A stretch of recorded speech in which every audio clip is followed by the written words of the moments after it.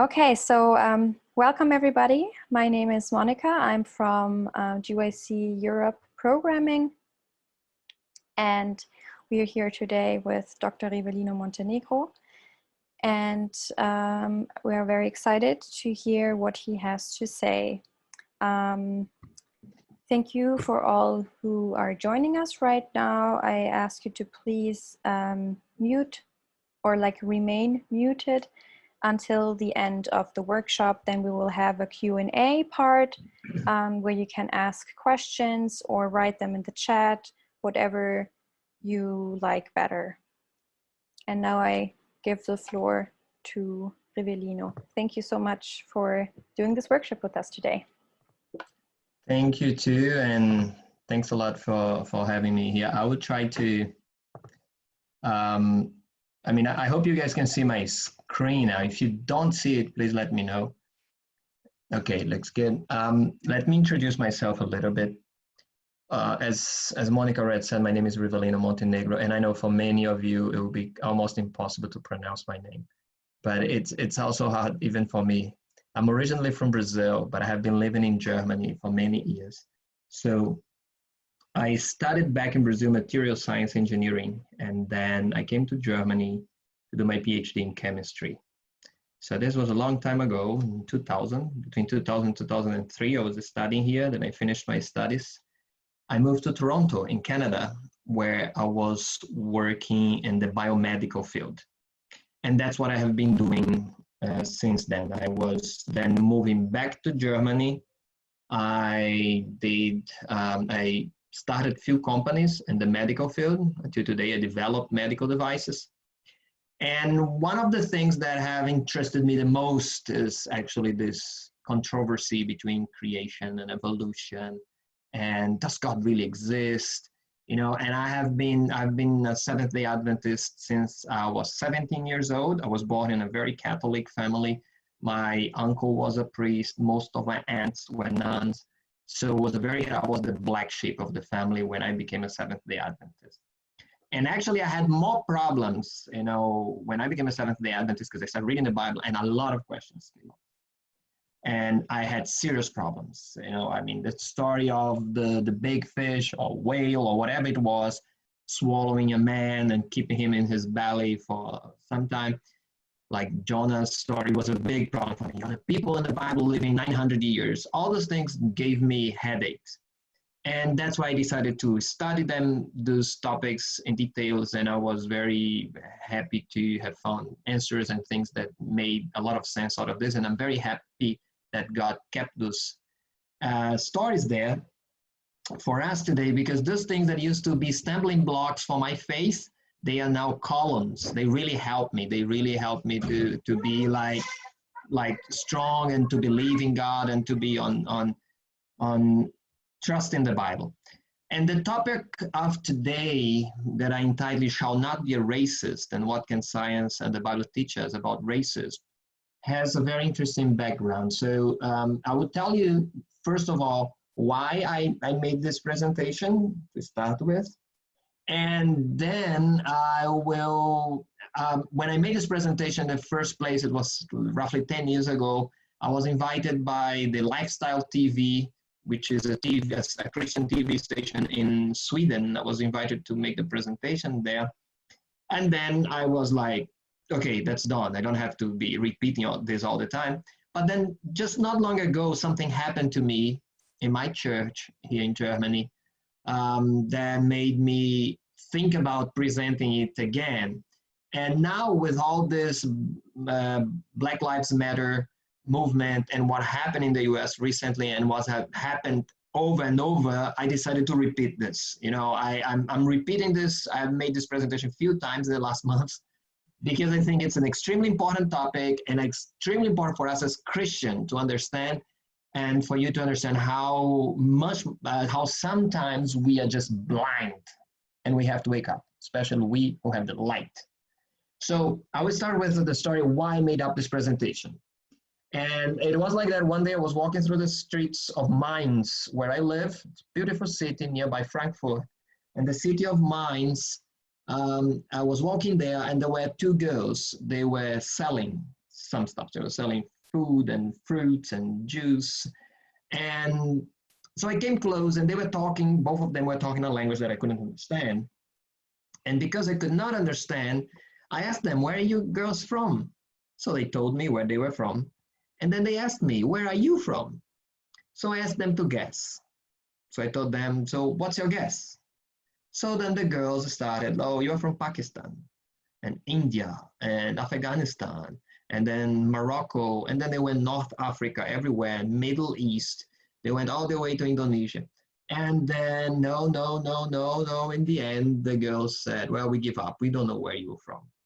And then I told them, well, I'm originally from Brazil.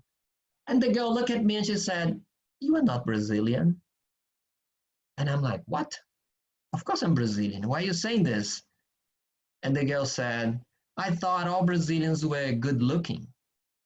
So when I heard that, I was thinking, that's an interesting point. So I decided to do a DNA test. So I did the DNA test and here's the result. So as a matter of fact, I'm not very Brazilian. I'm actually only 5.9% from the American continent. I'm mostly European and 21% of Africa. That's an interesting thing. You know, I am actually 2.8% from Eastern Europe and a lot, and like another 2%, I think, from Nigeria, 2% from Kenya. What makes me very sad, because I always wanted to run as fast as the Kenyan guys, but having only 2% of their DNA, it doesn't give me any advantage. That's really sad. No, especially me, because I like to run. I run half marathons. I run every weekend a half a marathon, but with only 2% of a Kenyan, I can't do much. But the question here, the real question is,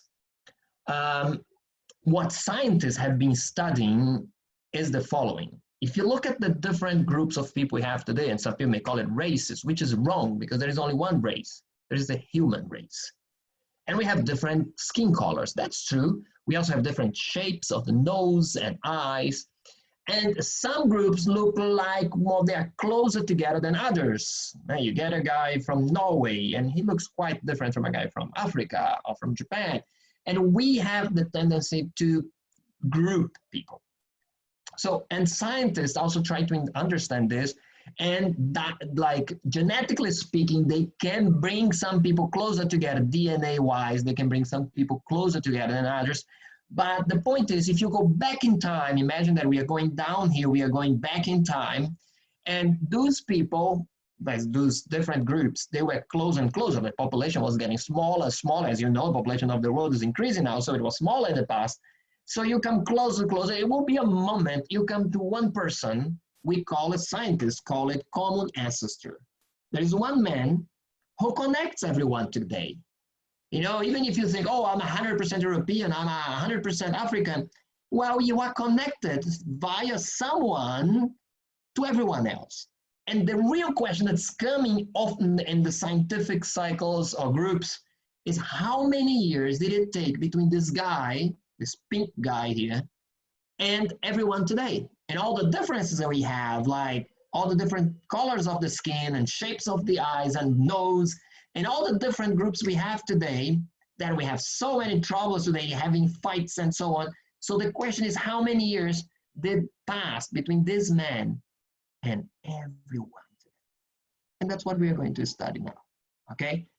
So the question actually is, when did our great-great-grandfather live? And there are scientists that study this.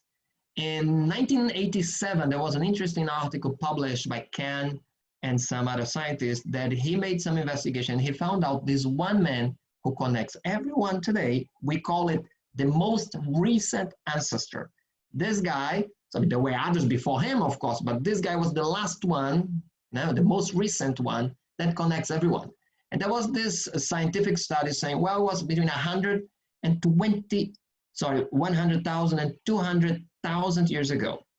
So he postulated, those scientists postulated, we needed roughly 100,000 years for all the different groups to differentiate, for the guy from Africa to be so different from the guy from Scandinavia, for example.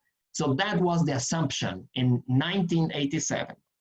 In 1995, a new group of study, or a new group studied this topic again, and they published a new findings. And they said, well, it could be 27,000 years ago, between 27,000 and 270,000. You know, it's broader, but there is a chance that this common ancestor lived 27,000 years ago. So it may not be needed 100,000 years for all the difference to take place.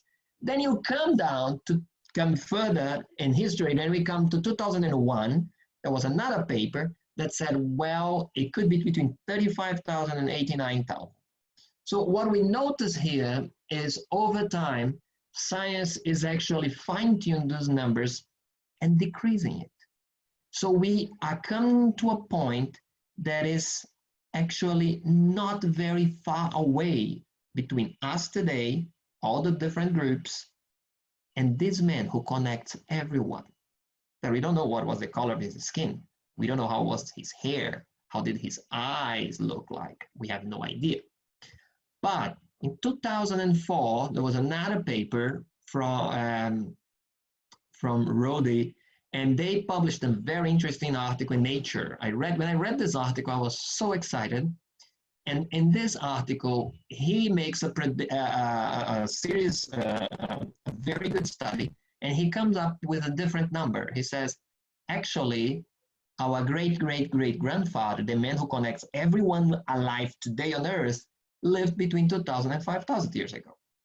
So we are talking about that the most recent data shows, well, we only need, on average, 4,000 years for all the difference to show up. So 4,000 years ago, a guy you wouldn't know the difference, you know, because this guy would connect everyone today. And now comes this, hey, hold on. Doesn't the Bible talk about a man who connects everyone today? In the book of Genesis, chapter 1, verse 1 and 19, talks about that God blessed Noah and his sons and said to them, have many children, grow in number, and fill the earth. And these three men were Noah's son, and all the people on earth came from these three sons. So at the end of the day, the new scientific study, is saying that our most recent great-great-grandfather was Noah. That's what the science is showing us today. And this is super exciting for us as Christians to read about this and to understand, hey, when I from Brazil look at a guy from Africa, I should see a close relative. And the same, we should look to a guy from Scandinavia. Hey, we are all relatives. Oh, we may look a little bit different, but we will talk about this. And the Bible also in the book of Acts of Apostles says, chapter 17, verse 26, and he has made from one blood every nation of men to dwell on all the face of the earth, and he has determined their pre-appointed times and the boundaries of their dwellings. So, and that's why I came up with this idea, the 11th commandment should be, thou shalt not be racist. You are actually fighting against your own family. This is crazy. When anyone makes an assumption that he is superior because of the skin or whatever traits, he's just not correct in his mind from a scientific perspective. And from a Christian perspective, much less. So I live in Germany, and it's always interesting to study German history. And you probably know also about the Nazi time in Germany. So in Germany, during this time when the Nazis were in power, you had to have not only your normal passport, you needed what they call Ahnenpass, which means ancestor passport.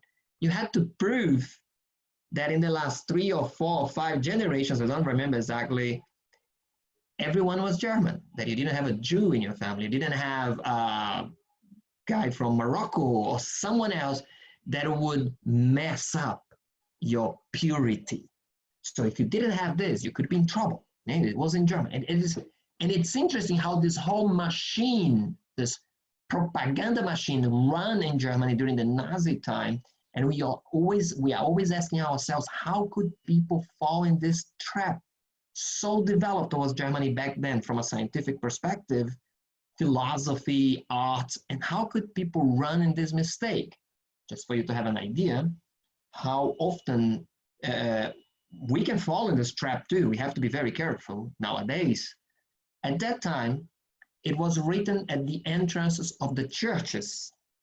It was written, it's forbidden for a Jew to enter the church. But look at how crazy this is. You spend the whole week hating Jews, but then you come on Saturday or on Sunday to church to worship who? Jesus Christ, who happened to be a Jew.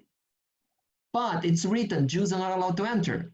So Jesus was not even allowed to enter the church. But people couldn't understand the controversy they were living in. They just denied that. And that's what many people are doing today. They deny they are racist. They deny, although they act as racists. And they believe they are superior. So, but then comes the background history of this. That's the important part. That's what I want to focus now.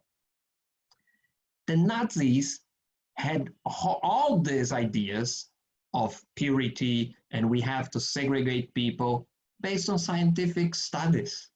The science back then, the so-called eugenics, because the racism that was very common here was based on a scientific theory called eugenics. And in this theory, which we call as the applied science of biosocial movement, which advocates the use of practice aimed at improving the genetic composition of population. In other words, what they were doing, they were castrating, sterilizing anyone that they considered was not evolved enough. And at that time, we're talking about 100-something years ago. I'm not talking about 500 years ago. Okay, I'm just talking about 100 years ago. They thought that the white race was the latest development of evolution. And anyone different should not be allowed to procreate, to have children, because they were considered inferior. But this idea was not invented in Germany. You know, it comes as a development of the evolution theory, and many ideas grew up in England, in the US, and of course in Germany, in Sweden. The first International Eugenic Congress took place at the University of London on the 24th of July, from the 24th of July to the 30th of July, 1912. We're talking about roughly 100 years ago. And in this conference where they were discussing strategies, they were discussing methods of reducing the probability of a non-developed man to have children. We're talking about sterilizing method, castrating, exclusion of the society. We're talking about people who were not supposed to have children. And in this meeting, we had the son of Charles Darwin, who was, by the way, the president of that society. We have Winston Churchill taking place. We had August Forel. We had Alexander Graham Bell, and all those people who were supporting this type of conference, this type of movement. So in the US, where the problem, we saw now the violence, the criminal, the police violence happening there. But in 1924, in the state of Virginia, New Virginia or Virginia, so they were, sorry, in the state of Virginia, they were creating laws forbidding white people marrying black people to preserve racial integrity. One of the biggest proponents of this was Joseph Desjardins. This guy, if I'm not mistaken, he was a lawyer. In the US, he was promoting this as crazy as you can imagine. He was even making poems. You know, I will show you one here. This is the law of Mendel, and often he make it plain. Defectives will breed defectives, and the insane breed insane. Or why do we allow these people to breed back to the monkey's nest to increase our country's burdens when we should only breed the best? But this is what he was publishing, and he was advocating. He was advocating that black people should not marry white people. We should make sure that we get rid of all the people who had mental problems or whatever problems that not fit the standard, what they believed was the best of the best.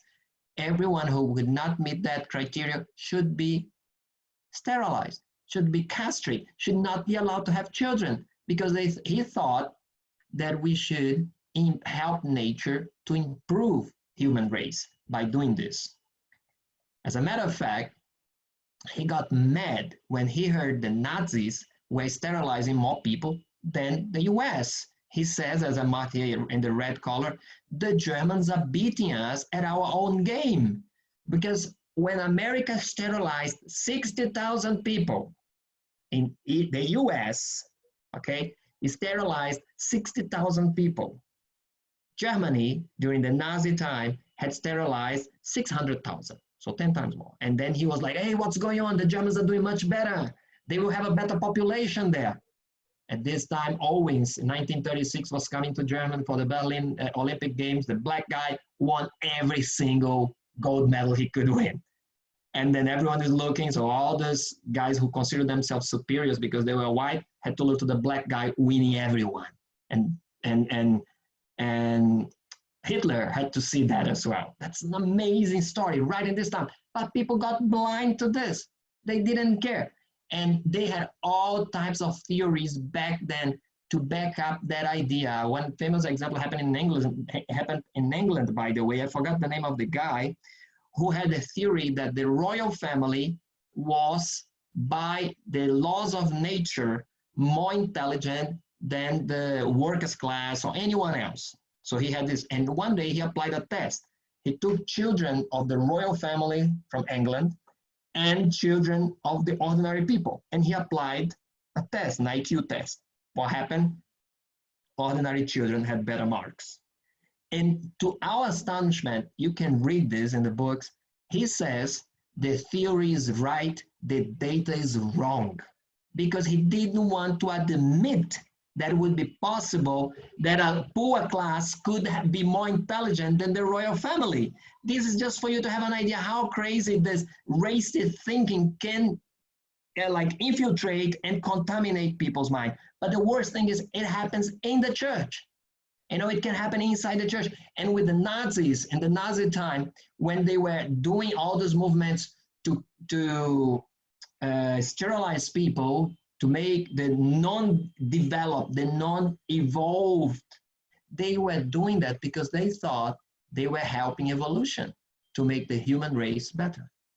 And this was inside our church. If you read some of the books from our church, from the beginning of the 20th century, you will notice in some texts that even in our church, people used this typical eugenic language. It was a common thing, because it was what we call in German Zeitgeist, so the spirit of that time. People thought this way, they were contaminated, and it's very hard to beat the culture. You know, it's very hard, and we as Christians have to pray every day, God, I don't want to let my culture be more important than my Christianity. We have to overcome this. This is a very important topic that we all have to fight against. Luckily, for our happiness, so to say, a lot of our pioneers, of the Seventh-day Adventist pioneers, they were against slavery. From the beginning on, they were very straight against slavery in the US. Some of the famous preachings at that time, they used to say that the 7 plagues will fall upon the owners of slaves. And until today, the in the US, the Adventist Church is the most diverse church among all the churches there. The most diverse from a race perspective is the Adventist Church. That's a blessing for us, although we still have a lot to improve in the US and everywhere else that we fight this problem. In Germany and Austria, it was, I think, 6 years ago or 8 years ago maybe, that officially the German church and the Austrian church issued a document apologizing for having supported the Nazi movement or these racist statements or policies. For example, right in the church, it's forbidden the entrance of Jews. We had this in our church, so that was a sin. And we have to admit, we cannot be naive to think that our church never made mistakes. And look at the history of Israel. Is there any moment in the Israeli history that everything is clean and pure? No, they are always falling. But God in his mercy was giving them chance, and God gave us a chance. Let's make it right from now on. So, continue here. Do you think it's over? Do you think this whole racist thing is over? No, of course it's not. I mean, you know the answer. And I'll give an example. James Watson, who won the Nobel Prize for determining the shape of DNA. Man, this guy's super famous scientist. What few people know, however, is that how he and his buddies came up with the solution for the triple helix of the DNA structure. And very few people know, when they probably got access to the lab books of Rosalind Franklin, a French female scientist, and he never wanted to answer on this question.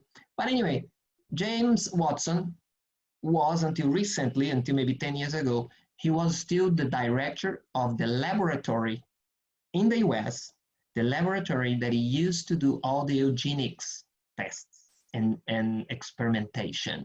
All this very racist, the US had a very racist lab at that time. Of course, this whole racist thing was changed after people realizing what a stupidity, what we are doing here.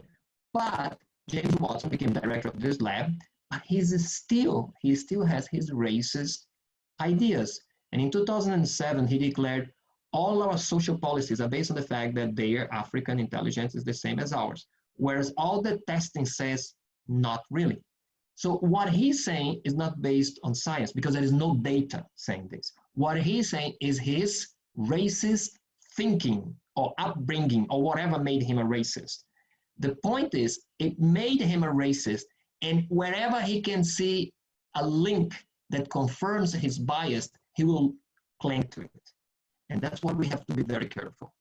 So are we looking at the data that we see without putting our own prejudice? Or are we really looking at seriously or what the data says? Because the data doesn't say, and I will give you a clear answer to this. Look at this. This is a couple in the US. So they kind of look Latinos, right? They had twins. Twins, as you know, have the same DNA. But what happened to those two girls? One is white, the other one has a darker skin. Genetically speaking, they are not different. But there is a tiny change in the information about the amount of some pigments that will be formed under the skin that made one with a darker skin than the other. But in our society today, when they both grow up and they both look for a job, which one do you think will have more chance when people look at the picture on the CV? Yeah, and you know the answer, because of our racist thinking. And we as church, we have to fight. Another example happened in Germany, in Berlin. This lady, she's from Ghana, if I'm not wrong, and her husband is a German. They also had twins. One is black, the other one is white. But they are the same because they have the same DNA, same parents, but one is white. It just shows to you the difference between the color of the skin, because it makes so different to us internally. This is so tiny, but so tiny that makes us stupid when we look at people and we judge them because of their skin color. And the most exciting example happened in London. So for the ones who are in London, this is a couple from Nigeria.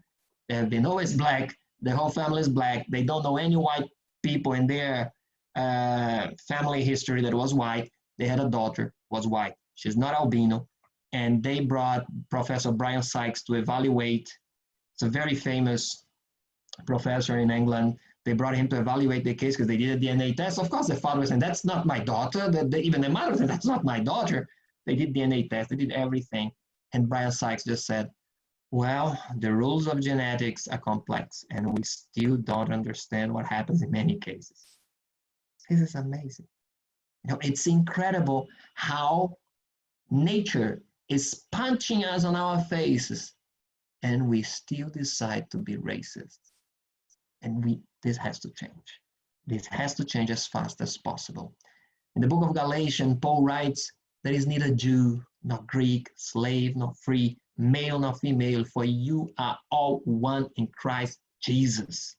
We as a church, we should fight for this. We should never let anyone, because of his background, feel inferior in our church. It's a sin of the church if we let this happen. We have to fight for this equality, that everyone is one in Christ. I mean, we all know examples, bad examples, but let's do our part in our local church. And I will finish this presentation, and then I will finish the presentation with one story. That was the reason why I decided to repeat this talks. It was not really the Black Lives Matters movement, because I have been doing I did this presentation like 10 years ago. But what made me repeat this, it's what happened to me recently here in Germany. I am the elder of a Portuguese-speaking church in Darmstadt, which is not far from Frankfurt.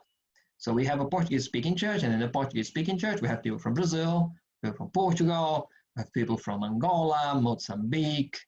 We also have people from Guinea-Bissau, Cape Verde, so former Portuguese colonies. And anyone else who speaks Portuguese would like to come and what happened like a few years ago, a lot of Germans start coming to our church. They found it more alive. You know, they found it, wow, man, it's so much cooler here. People are more alive in the service. So they decided they liked our music. For whatever reason, we got a lot of Germans coming to our church. So we decided to do translation. So all our services are translated into German. So we speak in Portuguese, sometimes in Spanish, if we have a Spanish-speaking guy delivering the message. But we always translate into German. For the German speakers, we call them foreigners, or the foreigners are coming to our church. So let's translate to them. And we even have a Sabbath school class in German for the foreigners that come to our church. So one day, recently, one guy entered our church, and I was preaching this day. And I look at this guy, and you clearly see that's not like an ordinary man. Full of tattoos on his skin, and the problem is not the tattoo, but the type of tattoo. You saw signs, that clearly indicate he belonged to a specific, very special group. So he was from the neo-Nazi group. You could see by the tattoos that he was a neo-Nazi. And I was about to start preaching, I was thinking, what is a neo-Nazi doing in the church of Latinos and Africans? There is no Aryan here. Some are vegetarians, right? But not Aryans. So what is he doing in our church?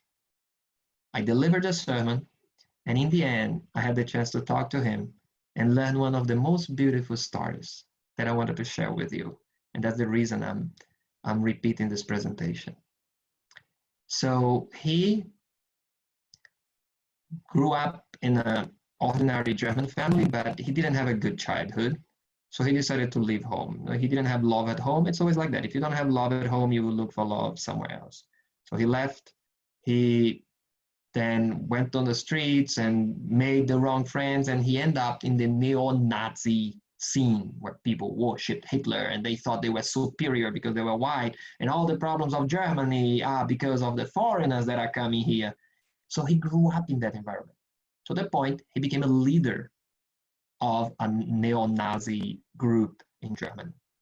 And one day in a fight, so he was in a party and there was a fight in the party, the police came, so he wounded a police officer. Because of that, he ended up being arrested and he would have to go to court and face the consequences of that. It's a serious thing. Not only neo-Nazi, being a Nazi or having Nazi symbols with you, it's a crime in Germany, but he had wounded a police officer, which is pretty bad. So he was supposed to go to court and after court going to jail, right? So he was having his time free until the day of the judgment. And during this time, he met a Seventh-day Adventist. And when he met the Seventh-day Adventist, this guy invited him to come to church. If I would have met a neo-Nazi, would I have invited him to come to my church? It would have been at least hard, but I learned with the story, you should never close the door of the church to anyone, not even to a neo-Nazi. So this Seventh-day Adventist invited him to come to church. So he said, man, what am I going to do in a church? I will go if you come with me to meet my people. And the Adventist said, no problem.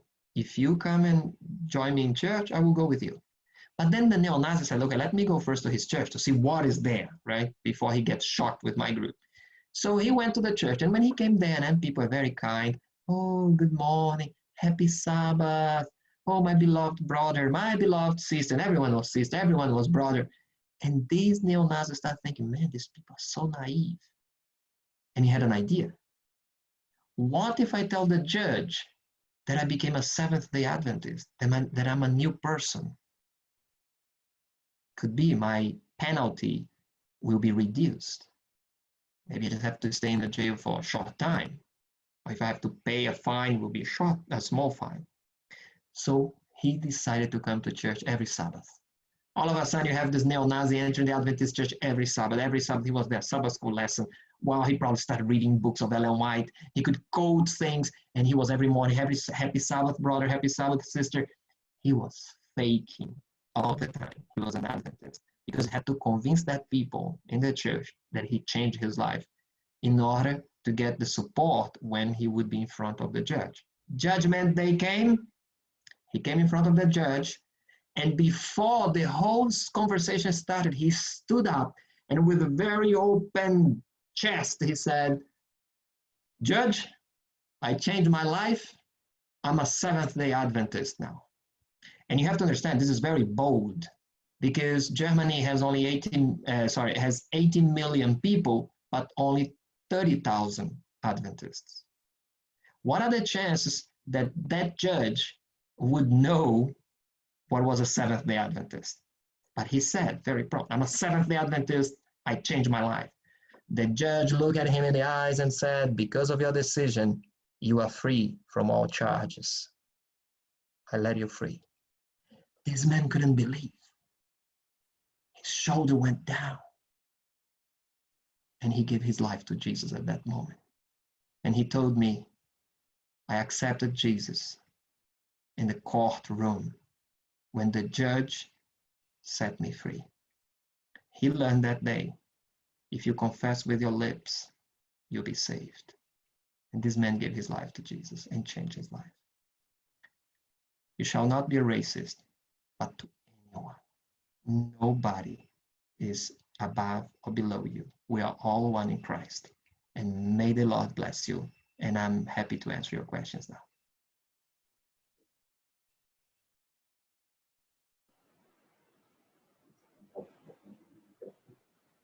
Thank you very much for this great presentation.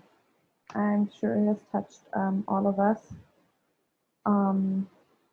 Yeah, the floor is open now. You can,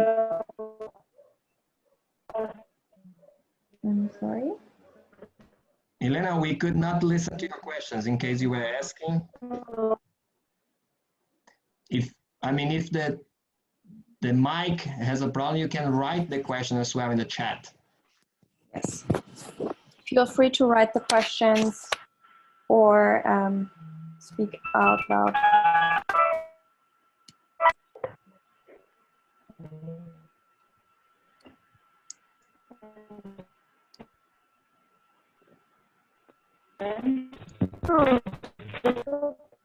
We still cannot hear.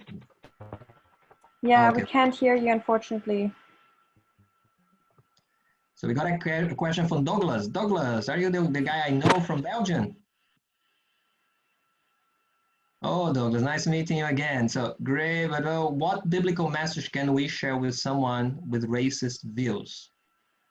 That's a good point because it can be tough, right? It can be very hard to talk. I'll give an example from the book of George Knight.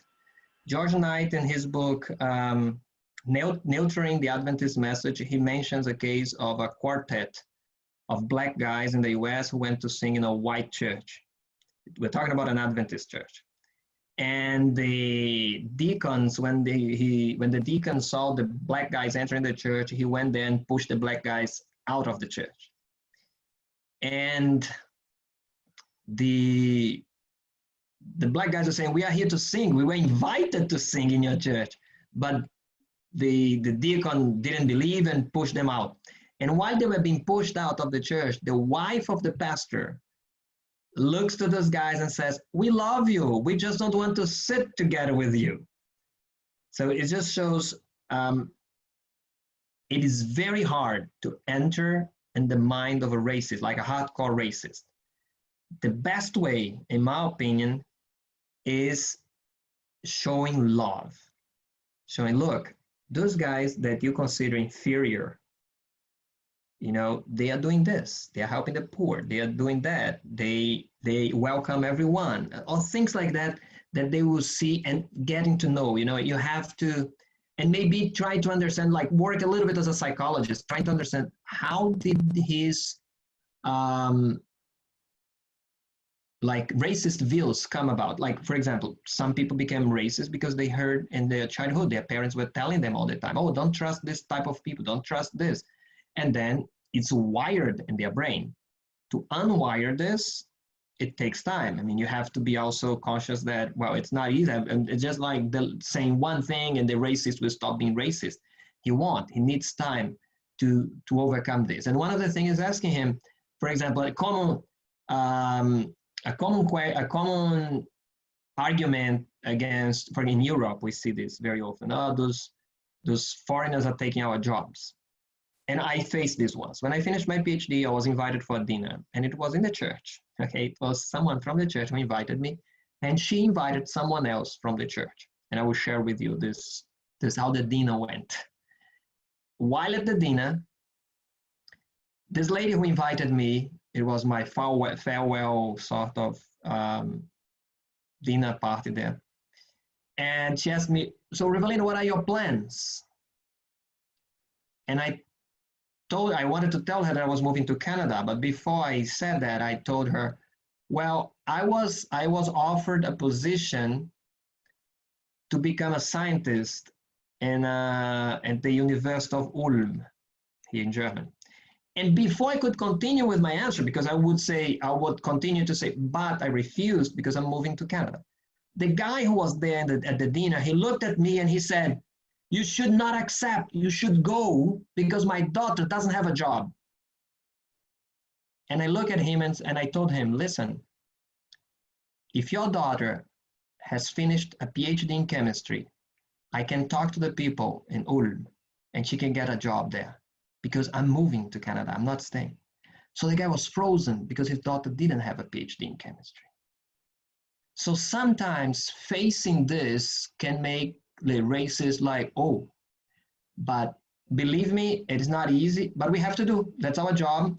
And first thing is we should not let anyone in the church express their racist views without being like not blocked by answered. Okay, we have to answer clearly because our next generation should not be contaminated, poisoned by racist views that this generation is already. We have to fight, we have to talk. Sorry, Douglas, a long answer, but because I know it's not easy. You know, I know that, and I know this because I also have my own prejudices. I come from Brazil, and Brazil is an extremely racist country. Most people think about Brazil, everyone is happy to get a black, white. That's not true. We have really clear segregations there. And you grew up with jokes. You know, you grow up with jokes about different races, different groups of people. And to get rid of this, you have to pray to God.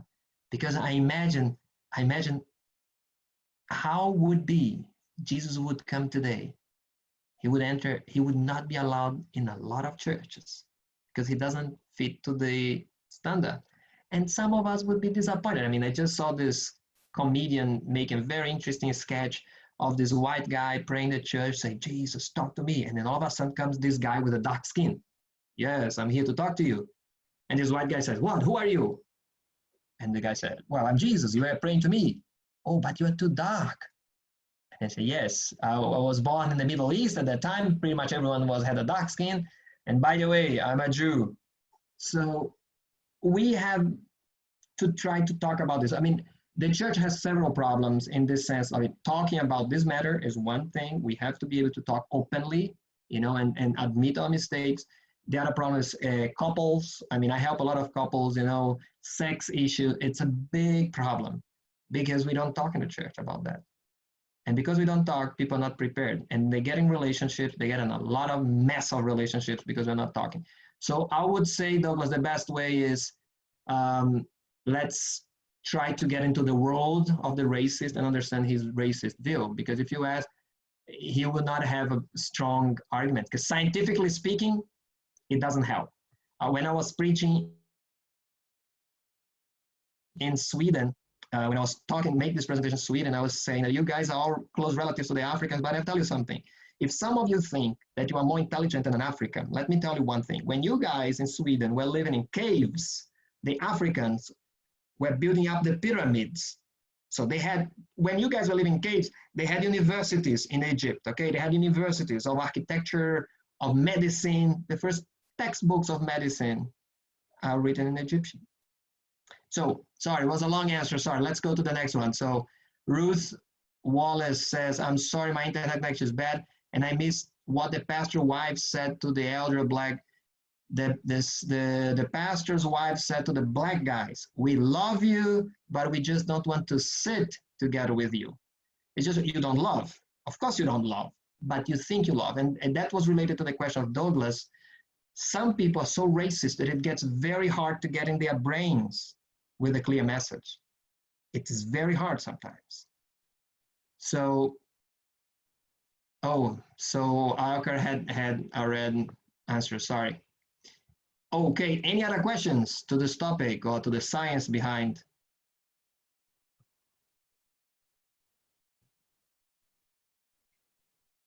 Good afternoon, Pastor. Can you hear me? Yes. I just had one question. You were saying something earlier about the church in Germany having had to apologize to, was it to the Jews? Yes. For not letting them in? And I wasn't clear on the church. Was this like the church at large or the Seventh-day Adventist church?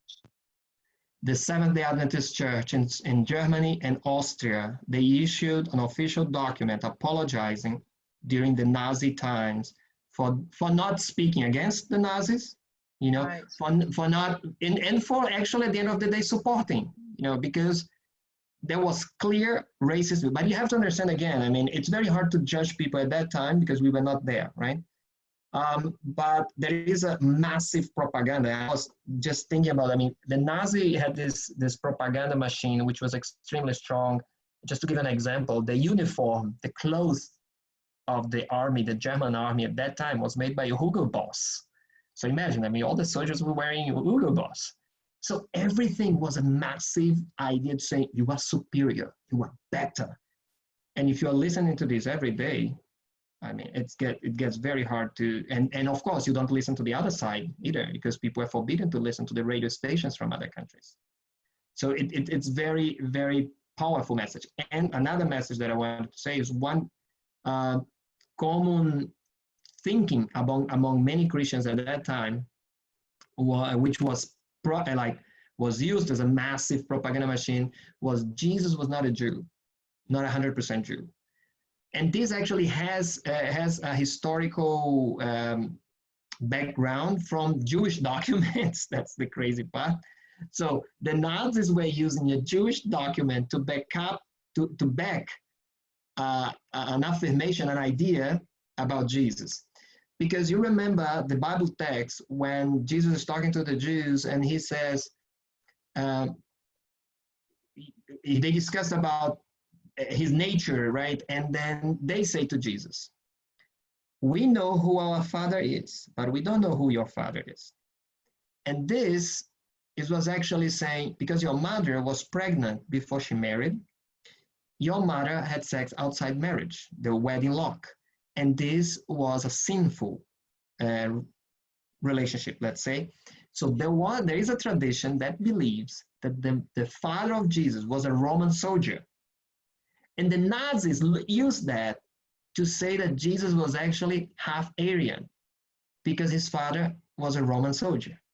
And this is a completely absurd thinking, but it was important for the Nazis to use this information to calm down the conscience of the Christians in Germany, that they could continue going to church, feeling well, not liking the Jews, hating Jews. My neighbor here in Germany, I mean, she just passed away. She was 20 years old during this Nazi time in the city of Mannheim. And she told me a beautiful story. Her boss, she was a secretary of a guy there in a big company, and her boss was a German, but married to a Jewish woman, which was forbidden. So one day she's there in her office, my neighbor, and these two SS officers from the Nazis enter the office and they say to her, "We want to talk to your boss." And of course, you see these two guys, big uniforms, and says, "Oh, he's there." And then they enter, and the door was open, so she could listen to the conversation. And the two officers look at him and they said, "We heard you are married to a Jewish woman." And her boss said, "Yes." And then the officer said, "You know, according to the law, this is forbidden. You have to decide now, you either divorce or you go to jail." And then the man said, "Then I only have one option. You have to take me to jail." So what a powerful message. And we're not talking about a guy who wasn't a Christian. No, we're talking about a normal guy who said, "I will not give up my woman, my life, the love of my life, because of her race and because of your racist thinking." So we have a lot to improve here in our church, especially in this topic.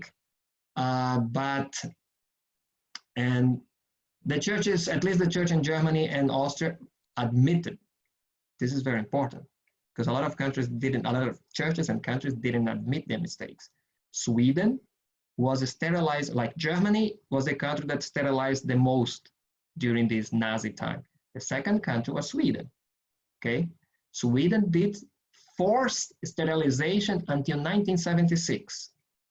If you were mentally disabled, the government took people and sterilized them, saying, "No, you are not allowed to have children." And this could be based on any assumptions that the government considered as you are not good for humankind, let's put it this way. And this law of forced sterilization was only abolished in Sweden 5 years ago, 5 or 7 years ago, roughly. So they were not doing it anymore since 1976, but the permission to do it was still there in the law. But luckily, they were not doing it anymore, but they could. It's just to show to you how strong this whole thing can be in our minds. All right, any other question?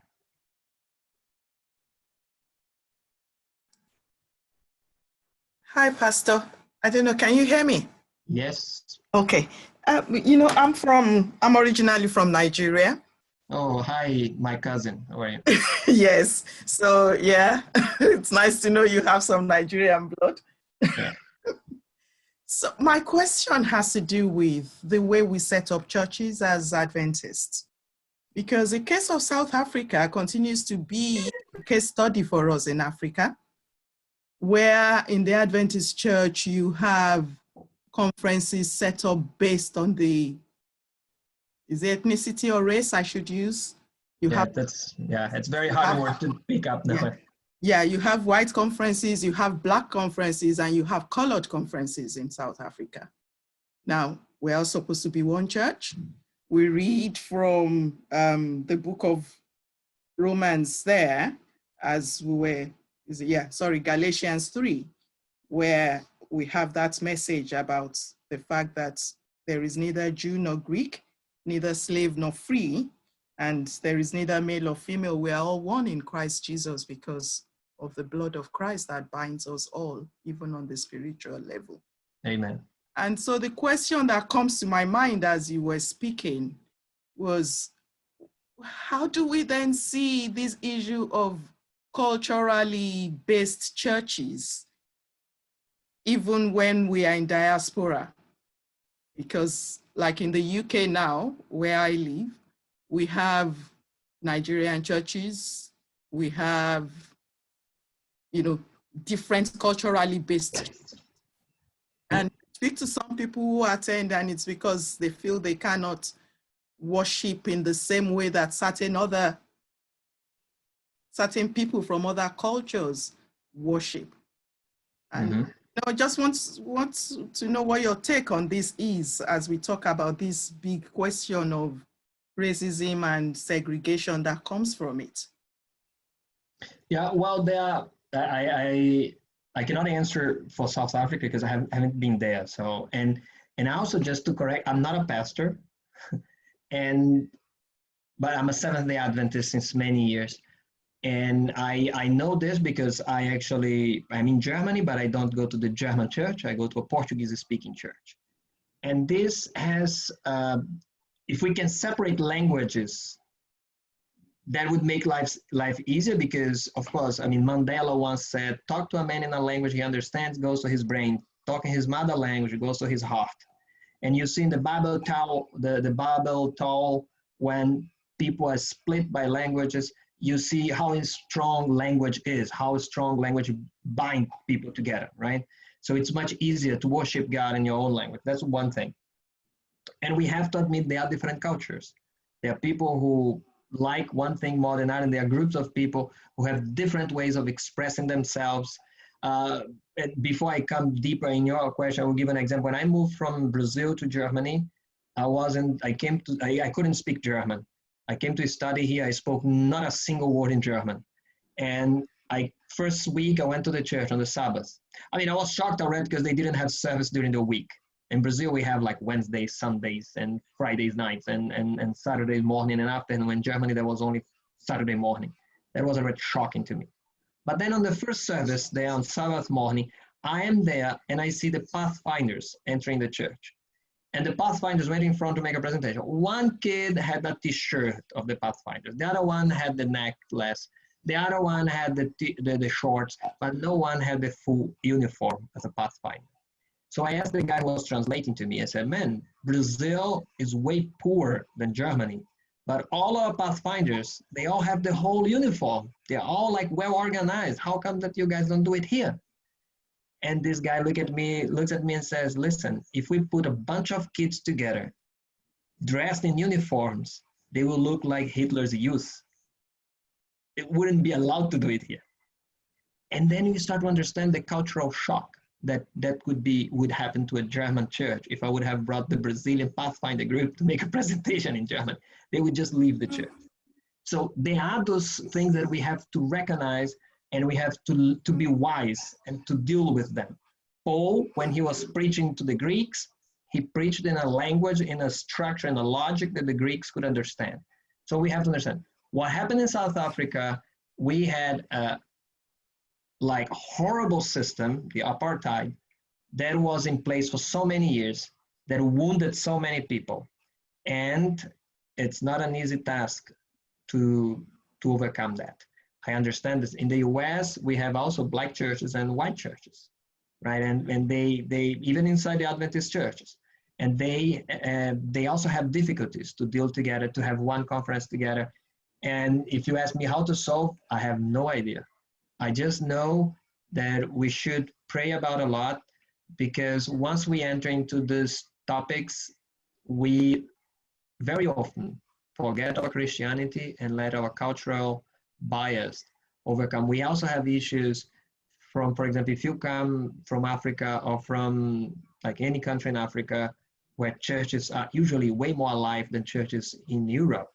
When you come here and you get a shock, and then all of a sudden you want your culture, not only your Christianity, you want your culture to be in the church, which is not nice, because the Germans, they don't feel or think or see exactly the same way. And we have to leave some room for people to express themselves as the way that they are, right? As long as they are inside this range, which is allowed to move. Now there is, for example, the Bible has 10 commandments. And if it's something that hurts one of the commands, so it's wrong. There is no discussion about that. But how someone orders the dishes in the dishwasher, it's not written in the 10 commandments. But we have the tendency to think, to have this, that has to be my way. And that's the hardest part, when it has to be my way or no way or the right way. So this is that we all have to fight. But I don't know how to deal on the larger scale with the different groups in South Africa and in the other countries as well, not only South Africa suffers of this. Give a simple example. Netherlands is not together with Germany in the same division of the church because of the World War history. So although we are all brothers and sisters in Christ, But you see that, no, we want to be together with England. We don't want to be, although Netherlands is bound to Germany, like geographically, way closer than to England. But all those little things play a role, and it is not an easy topic. So it's very complicated, we have to admit, but we have to deal with them. Like we have to learn that every challenge is an opportunity as well. I mean, I deal more often with the question of creation, evolution, and Bible and science, and what a lot of people are angry about this Richard Dawkins, who wrote The God Delusion and spoke so bad about God. But you know what? At the end of the day, although many people lost their faith, we have to admit, because of his writings, but at the end of the day, the church became stronger because we answered all his questions. So we are now at a much higher level. So we should take our challenges. We have racial challenges in our church. We have to face them. We cannot just pretend they don't exist. That's the mistake, because the bomb may explode later. And that's what I think your question goes in this direction. I mean, if we don't solve this now, if we don't start talking about that, what will happen with the next generations? And they will just continue like that. And racism can always come back. If you get a crazy president, so people just let their racist thinking come out because the environment is ready. So we have to fight this. Any other, or maybe someone wanted, anyone here who is in this conversation has a better answer to this topic, and would like to share some thoughts. Would be interesting. Hello, can you hear me? Yes. Hi, I am actually originally from South Africa, so I just want to correct something that was said. Now, our conferences are actually not racially divided. It's a purely geographical split. We have 3 conferences across the country, but it is true that congregations in the conferences are sometimes based on a specific language. In South Africa, we have 11 official languages, and every person must have the freedom and the right to worship God in his own language. Yes. And often you have a specific language that then includes or excludes another part of the population. So that is more, that's almost a secondary effect of having a congregation that's based, or that has a specific language as a medium of worship and communication. Thanks a lot. What's your name, brother? My name is Leroy. Leroy. And I actually now live in the Netherlands, so I'm also impacted by the second example that you used. So yeah. Sounds like they moved from there to us.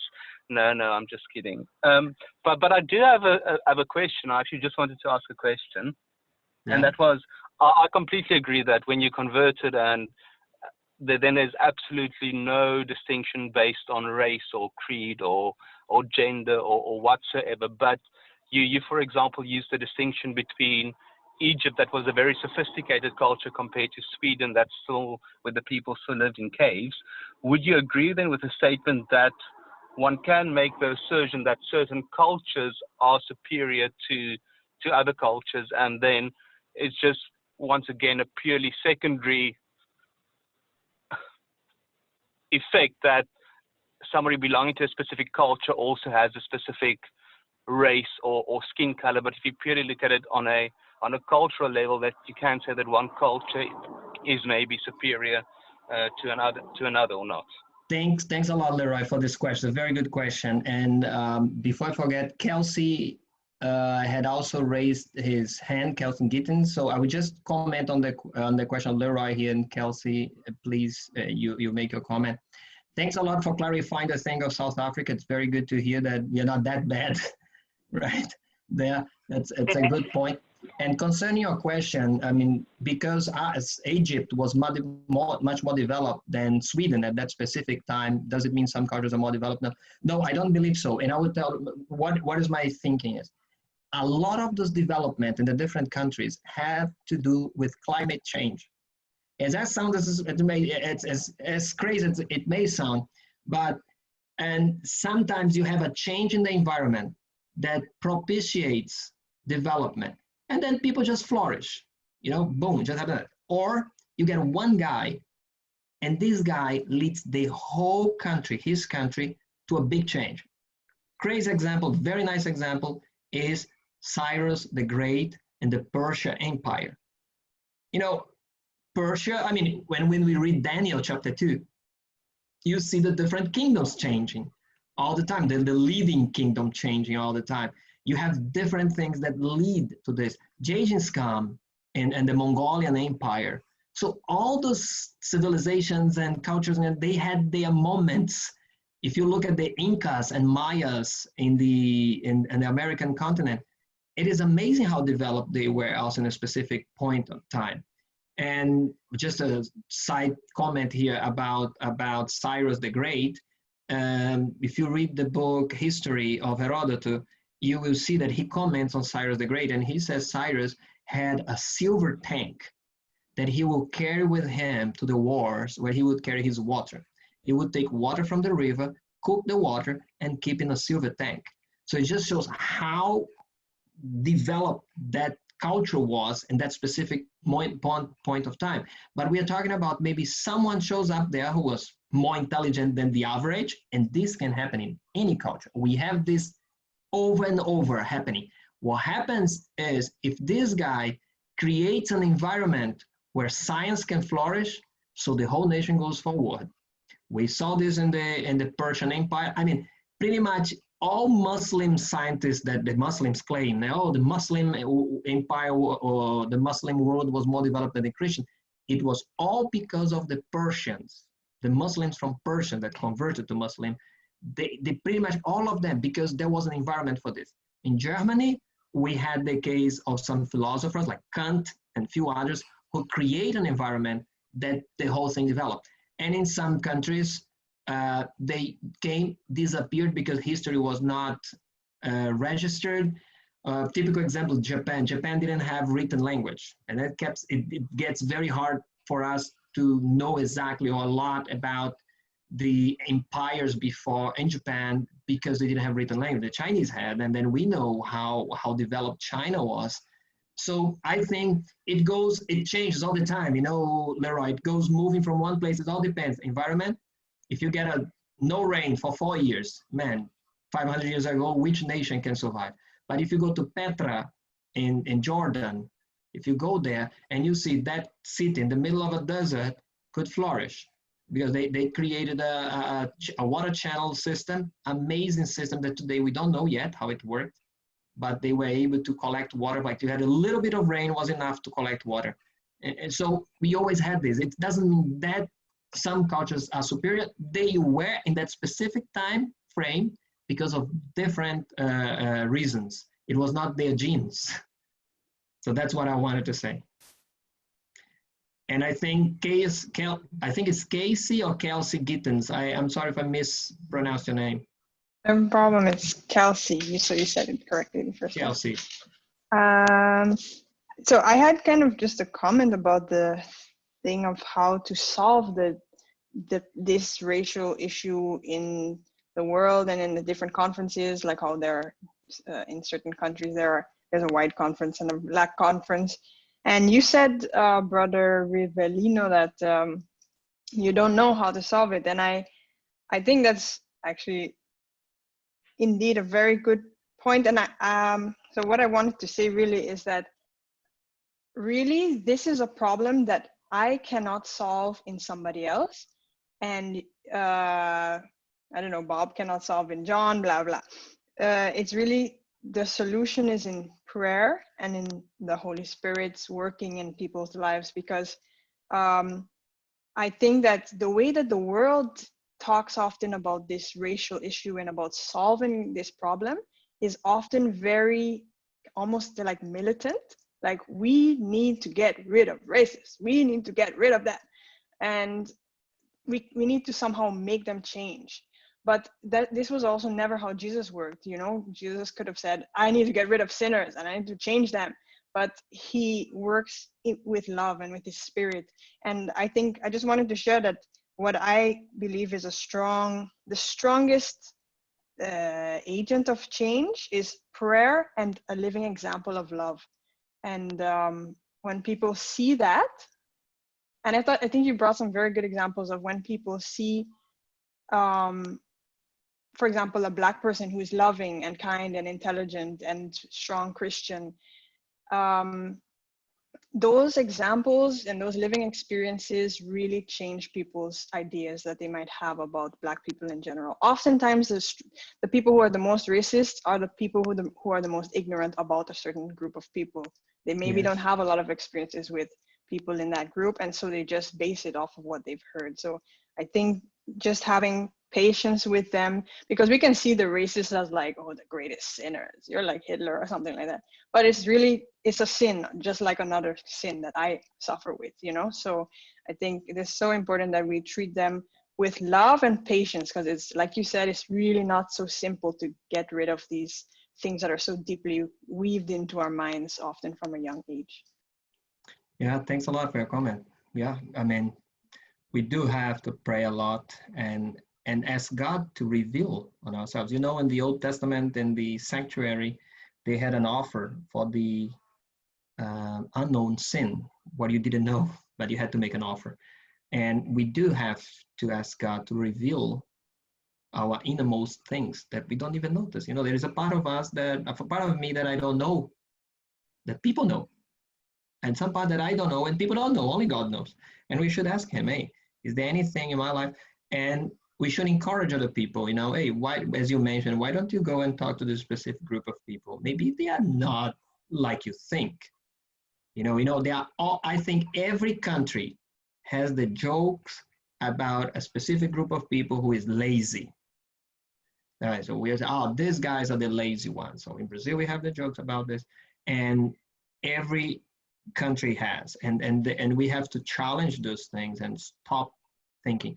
And because what and then what happens is we look, so we usually, our brain works normal like that. We believe in something, and then we look for affirmations, and we look for things to back up our believing. It's not that we created a hypothesis and we tested, like we did we made a control group and the test group. No, it's usually we believe in something and we look at it and so, oh, you see, he did this. And that's enough to solidify our wrong thinking. And if it starts in us, in ourselves, to fight discrimination, to fight prejudice in our church, it spreads, you know, and then people start changing and moving. But look, in the Old Testament and the New Testament, we see that as well. You remember they asked, is there anything good coming from Nazareth? You know, or from Galilee? Is there anything good from there? So people also had this wrong and distorted thoughts. And we may have as well, and we have to fight them. And we do have to challenge and like get in contact with people with the different races or what we call race, but it's not correct, the word ethnicities. And at the end of the day, we should remember we are all relatives. We are very close together. Any other question or comment? Oh, Yetunde Bright. Yeah, thank you. Just want to thank the brother from the Netherlands who kind of just shed a bit more light on the issue of South Africa. Yeah, it was very good. Yeah, and you know, just thinking back to your presentation, you shared about how you gave some examples and showed us pictures of couples who had children with a different skin tone. Yeah. And I remember particularly the ones from Nigeria that you mentioned and the response of the husband at first that, look, this is not my child. And I could very much understand that because culturally it will be an issue for the wife. Yeah. The belief will be that she stepped out on the husband. Yeah. So it's going to be quite a tough one for that child and for the mother herself. But we have been seeing more and more of such instances of late. And I'm wondering, is there any studies or findings as to why we're having more and more incidences of such things where you're having people giving birth to children with a different skin tone? Yeah. I don't think we are. I mean, from a purely like quantitative point of view, we have more people today, so the probability is higher. On the other hand, the way of sharing information today is massive in comparison to 20, 30, 40, or 100 years ago. So you have a cell phone in your hand, and that's it. The whole world can know what is happening around you. And I think this is, information is being, sharing the information, it's massive. So what happened to internet today is similar to, in a larger scale, to what happened 540, 550 years ago when Gutenberg was printing books. Instead of waiting for 3 years for a Bible to be finished, we got a Bible in a few months. So it's a big, we are living a very interesting time where information is spread. So we see those things now more often because now we have Facebooks, or Twitter or any of other things. But 50 years ago, information, you had to buy, the book had to be published, you would have to buy, you had to have the money to buy the newspapers, if you had a TV to watch, and things changed a lot. And I don't know, so I cannot say for sure, there is not an increase in the number, but I think it's mostly the perception of it, because we see now what we use them to see. On the other hand, there is one thing that could have an influence, is the fact that people are traveling. It's much easier now to travel, or you got, it's much more common now, a guy in Nigeria meets a girl from the Ukraine in an online platform, and they decide to marry. So it's much easier than 100 years ago, you would marry someone who was your neighbor. That was the most likely thing to happen. Now it goes everywhere. So this could also be another reason. But people, they were always examples like that, in my opinion. Okay, any other comment?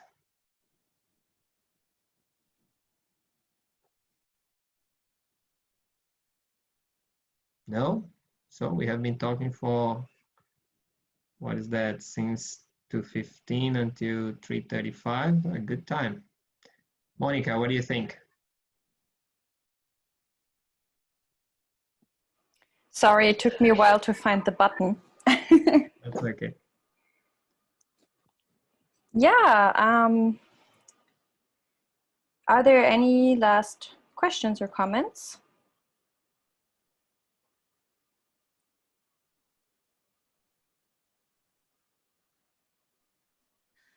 Okay, I also wanted to share just one thing, because you also talked about, and also in the comments, it was talked about a lot, that it's very deep rooted. And I think, because we also talked about what we can do about this. And I think educating people is a very good place to start. I'm talking about parents with the children, but also teachers with the students. Because a lot of this is also, kids do what they see their parents do and say what their parents say and so on. So I think that's a big responsibility for parents, for teachers, and just being an example for our young ones. I think that's also important, or one place to start. Exactly, at home. Avoiding, I just want to make another comment, because you mentioned this. It came to my mind something interesting. My church, as I said, is a Portuguese-speaking church. We have people from Brazil, and when we started the church 10 years ago or so, we all thought that our young people would not leave the church. So we saw the Germans leaving their church, the young people, the teenagers from the German church getting out of church, and we thought, in our church will not happen. Until our kids became teenagers and they started to leave. Mm. And then we thought, man, what can we do? So I had a hypothesis. I thought that people who had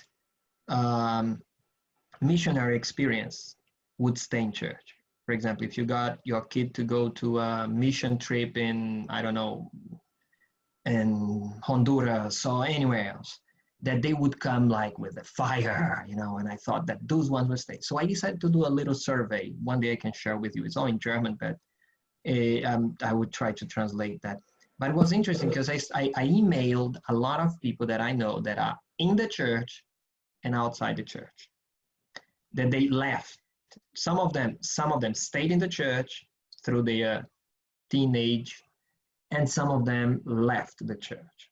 So I wanted to understand what was the difference. And my hypothesis was the ones who did mission work stayed.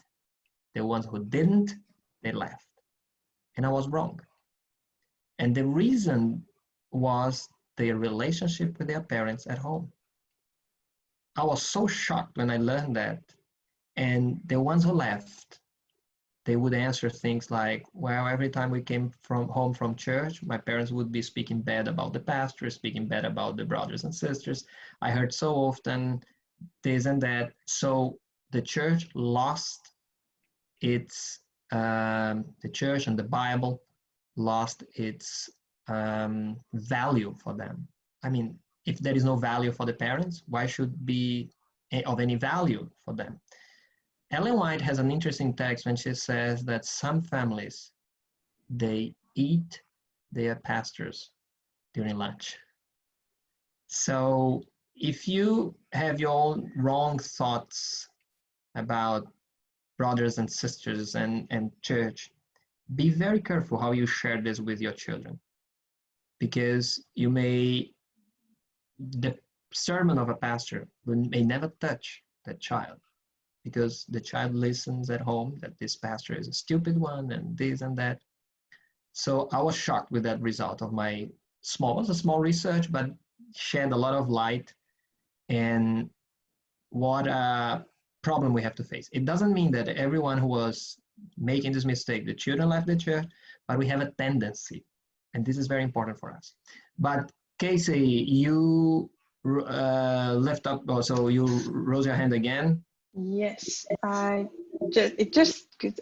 were talking, Monica, about the solution, and it just came to my mind that we actually as Adventists have a huge privilege to be a part of a global church, because whenever I talk to my colleagues about how my weekend was, I'm like, yeah, and I had some friends from Tanzania, you know, and we were talking about blah, and then oh yeah, and had some friends from Brazil, and they're always like, how do you know all these strange people from Yeah, that's good, huh? And we actually have we can really take advantage of that and make use of the opportunities, even like GYC, to connect with people from around the world. And in that way, we kind of can encourage other people to also learn about other cultures, and it can also help us to, you know, lose some of our biases or ideas about people. Yeah, that's true. And it's, Amen. what you said is so interesting. When I was single here in Germany, and there was this girl in my work who was kind of trying to flirt with me, and she was telling me, you know why you don't have a girlfriend? I said, no, why? And she said, well, you don't drink, you don't smoke, you don't go to parties, and every Saturday you are in this crazy church. So which girl wants to date a guy like you? And I told her, I'm so happy to hear that, because I thought I didn't get a girlfriend because I was ugly. But if it's because of that, I'm fine. And every time, every country, and every city I lived, and I had this chance to meet people from the church, my co-workers, they all got shocked how quickly you get to make friends. Yeah, it's because we have one faith. And this is so beautiful. It's so powerful. You get it, and then all of a sudden you are my first day in the church here in Germany, and then this brother, no, you come to have lunch with us, and then no, with us. And this is such a beautiful thing, and we have to cultivate this. We have to make it stronger, you know, this thing that binds us together. Sorry, Tunde, you also want to say something? Yeah, I was just, you know, impressed with something Kelsey said earlier, and which Moni also added to. And that is just the fact that prayer and education are two things that we need to, you know, are two tools in our hands that we can attempt to, we can have a go at this issue with. And I believe that we probably need to start with ourselves as individuals. You know, two of my sisters are on this platform this afternoon. And, you know, I said to one, I said, look, let's go, let's attend this seminar. We're trying to decide which seminar to attend. And said, but I'm not racist. I said, who told you you are not racist? That's a good one, yeah. Who told you you are not racist? Now they usually start like that. I have black friends. Yeah. So, and then the other sister, I said to her, oh, we're doing this, and you know, this is what we're going to attend, and this is the conversation I've had. And she said, look, it's so true. You know, I went to, she said, apparently she went to some training events from work, and she said, you wouldn't believe how much of these things are in you that you do not realize until somebody starts talking about them or pointing them out. So we're all there thinking, well, this is not my problem. I have black friends, I have white friends. Yeah. I go to church with this person from that place and will. But somehow there are still these little biases. Yeah. In us that at times we do not even realize they're there until you come to a seminar like this and certain issues are pointed out. And if you're true to yourself, you just, oh, I'm guilty of that, you know? So I think, yeah, the house cleaning really to begin with us as individuals. Yeah. And I want to share two last thoughts, because as you have noticed, I talk too much. There is this very famous German theologian, Dietrich Bonhoeffer. He, before World War II started, he moved to New York. He was already a very famous theologian here in Germany, pastor, so he was not an Adventist. So he was there we're talking about a guy who had an impact in theology. It's one of the most famous modern theologians of our time, very strong theologian. He is the one who created the concept of cheap mercy. So people who want forgiveness without repenting from their sins. So it's a very beautiful concept saying it just doesn't work. You have to repent. You have to understand that you made a mistake, right? He has a beautiful talk. And interesting enough, that was the time of the Nazi time, talking about the 30s, and he was in New York. So he came from this white environment. Imagine, so you come from a white environment, as in Germany in the 30s. Nobody saw black guys. Like, my wife is from Lithuania. So the first time I went to Lithuania to meet her parents, the first time I went there to meet her parents, when her mother saw me, her mother said, I never saw someone so black in my life. So for the Lithuanians, I'm super black. You know, when I was in Rwanda, everyone called me the white guy. So in Rwanda, I'm the white guy, but in Lithuania, I'm the black guy. So he goes to New York and he started attending a black church. And he's there in this church and he made a comment. And we're talking about he was a professor at the university in New York. And he goes to a black church. And he said, I didn't see theology in that church. I saw the gospel. And this is so interesting for all of us. But he was giving a lecture. And the reason I'm telling this story is because of the house cleaning that has to be done in all of us. He's giving a lecture at the university. And he's talking about the universal church. That God has a church that everyone should belong to. God's plan is everyone in the world belongs to this church. He wants everyone to be saved. That's God's plan. So while he's talking, at the end of the talk, he starts talking bad because they start talking about politics, and he starts talking bad about the French people. And because after World War I, that Germany lost, there were all this Versailles Treaty, there were a lot of sanctions and things done against Germany. And he was complaining about this in the classroom, talking about that the French did it wrong, and then complaining about the French, and talk bad about French. And then there was a French student in the class. And the French student said, Professor, don't you think the French people have the rights to belong to the universal church? And then at that moment, Dietrich Bonhoeffer realized that he also had his own prejudices and racism. And then he started thinking, man, what am I saying here? You know, sometimes we do have, very often, we do have, and we don't realize. And that's why this house cleaning, thanks a lot for mentioning it, it's so important. And then I don't want to enter into the details of the next example that I will give, but it's also important for us to discuss and to think about. One day I got a call here in my house of a pastor, a Brazilian pastor living in Cologne in Germany. He called me and said, Rivelino, I got a call from a guy who is Brazilian and he's on the streets of Frankfurt and he's looking for help. Can you go there and help him? This is his number. So I called the guy, I went to Frankfurt, picked him up, brought him to my house.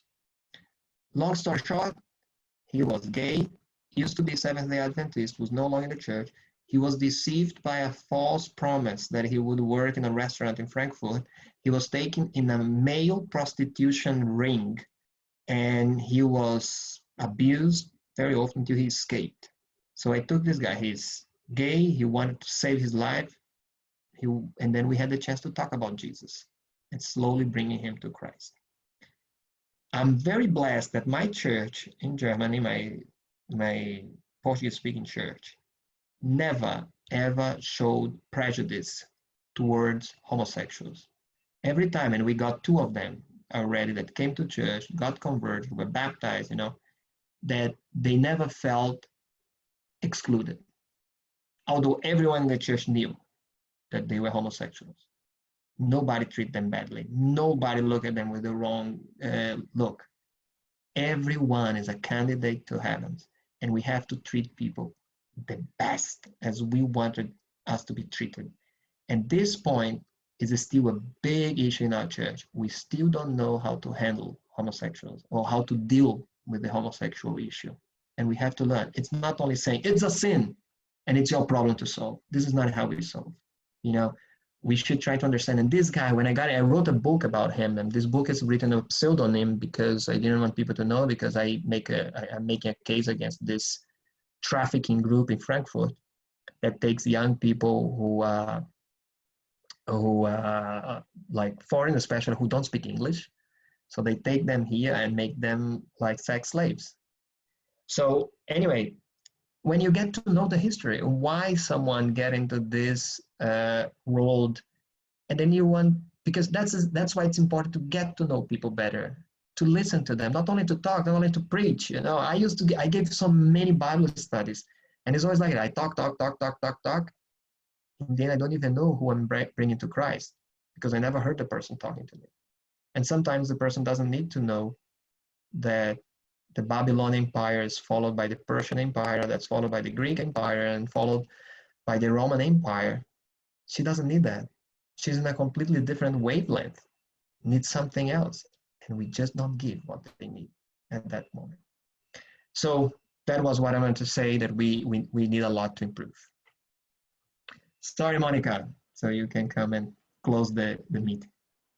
No problem at all. Thank you so much for the thoughts you shared. Also, thank you to all of you guys who brought in questions and comments. I think it was really good to talk about this, and very important.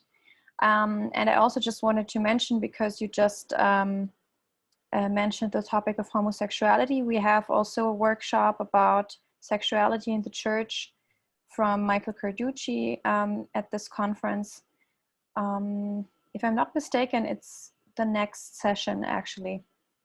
So yeah, feel free to go to that one or any other workshop you're interested in, of course. And yeah, thank you again, Rivelino, for sharing. And yeah, would you mind closing the workshop with a word of prayer? Let us pray. Well, Heavenly Father, what a privilege to be alive in this very time that we see you are coming back. I pray, Lord, that we all stay close to you, strong, holding your hand and knowing that you will save us. Thanks a lot for your forgiveness. And Lord, I would like to ask especially for all of us who still have our own prejudices, that we have difficulties to love someone just because of differences in maybe color of skin or where the person comes originally from, I just pray that you forgive us. Forgive all our shortcomings and help us to be a blessing to others. And through our our own mistakes, that you reveal your love in us and your mercy, that we understand that it's through your love that we are saved. Stay with us now through all this happy, holy and happy Sabbath, that we can learn every day more and we can share with each other more of our own experiences, and that we can, Lord, all together get in heaven. Bless this church, I pray, and I thank you, especially, Lord, I pray for those who are suffering at this moment. If anyone is listening to this prayer and is sick, that this person may be healed. If anyone is on the edge of filing for divorce, or it's about to break up, please rescue this marriage. If anyone, Lord, is here, but the child or a relative is in drugs or any other addiction, that you can bring freedom. Because you are our Father and our God, a powerful God that can do all things. And Lord, I thank you because through you, we are much more than conquerors. In the name of Jesus Christ, amen.